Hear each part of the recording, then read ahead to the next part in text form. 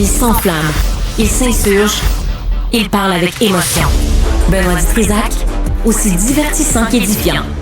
La rencontre du Rocher du Trisac. Je m'appelle pas Benoît Dutrisac. De toute évidence. Je dis pas sacramouille. C'est déjà bon. Tout est plus doux. Tout est plus... ça serré. réveille. C'est important. Un solide oomph. Je t'appuie. C'est fascinant. C'est vrai? Non. J'adore. Peux-tu me prévenir, s'il te plaît, quand tu Je pensais changes? que tu le savais. Ben non, il n'y a personne qui dit rien. On travaille dans une boîte de communication, il n'y a personne qui Personne ne se communique. parle. On s'aime pas. Personne On se parle parle. pas. Ouais. À part ça, comment ça va? Ben moi, ça va bien. Je l'aime. J'aime plus cette intro-là que l'autre intro d'avant. Il faut varier. Oui.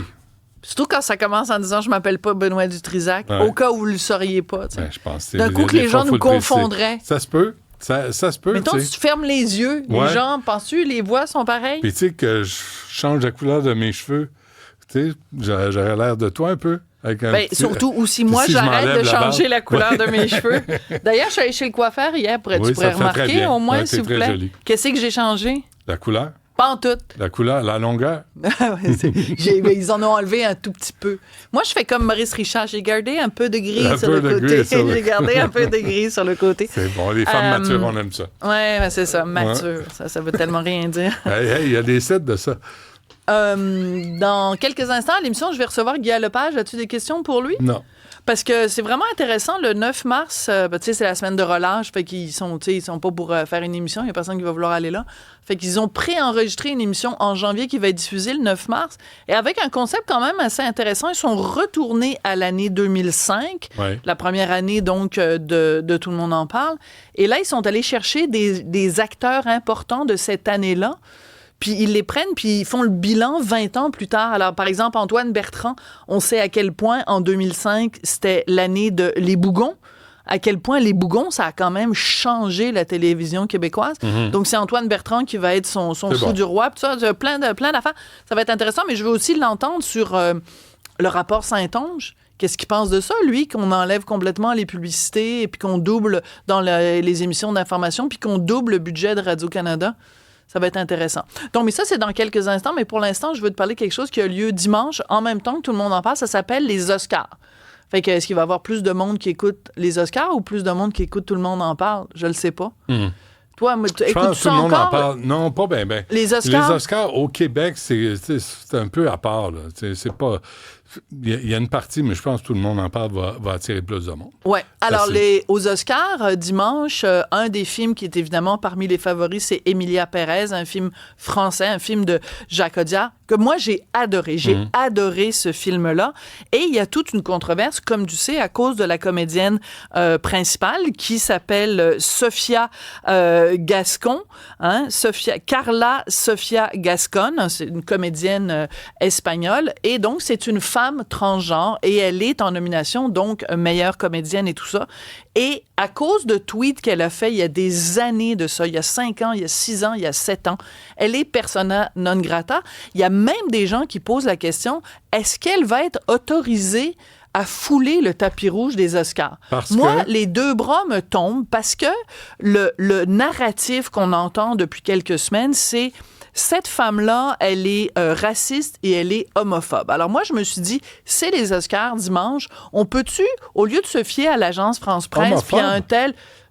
Islamophobe. Ah, islamophobe, t'as dit homophobe. Je suis vraiment Non, désolée. non, mais je suis, Richard là. me le fait remarquer. Il paraît Je que suis. de temps en temps, j'utilise un mot à la place d'un autre.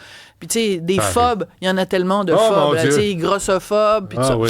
Fait qu'elle n'est pas homophobe. Québécophobe. Elle est accusée d'être islamophobe. Alors, je te donne un exemple d'un post qu'elle avait fait, d'un gazouillis qu'elle avait fait il y a plusieurs années, Carla Sofia Gascon, qui justifie, selon certains, qu'on dise qu'elle est raciste. Elle parlait de George Floyd. On se souvient tout le mouvement qui est parti aux États-Unis quand ce gars-là a été vraiment assassiné par des policiers. Blanc, ouais. Et là, elle dit, George Floyd est un drogué, un drug addict. Ben, c'est parce que ça prend 2 secondes. J'ai fait l'exercice. George Floyd, drug addict, ben c'est vrai.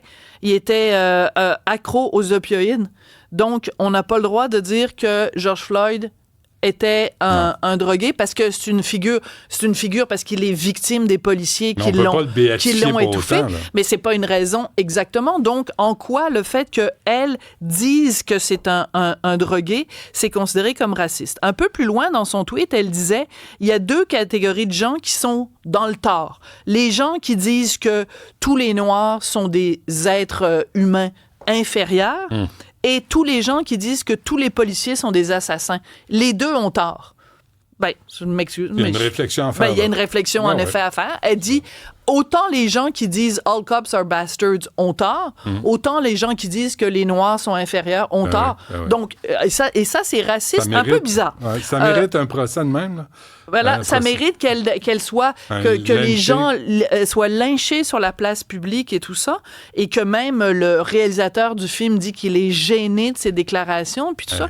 Et je te donne un autre exemple, la raison pour laquelle certaines personnes ont dit qu'elle était islamophobe. À un moment donné, elle avait mis, je te la montre, la photo, une photo d'une famille musulmane. Donc, la femme est complètement voilée, là. On voit pas son visage pantoute. Elle a une burqa.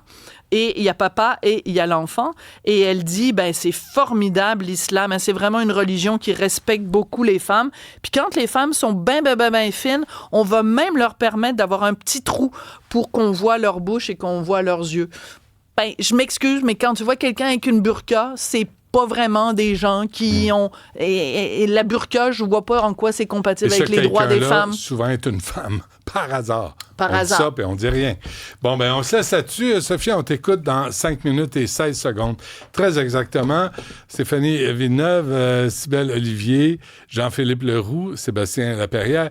Merci à toute l'équipe. Y a-tu quelqu'un là, André Sylvain, qui a aidé un petit peu? Florence aussi, un petit peu de temps en temps. Merci, à lundi.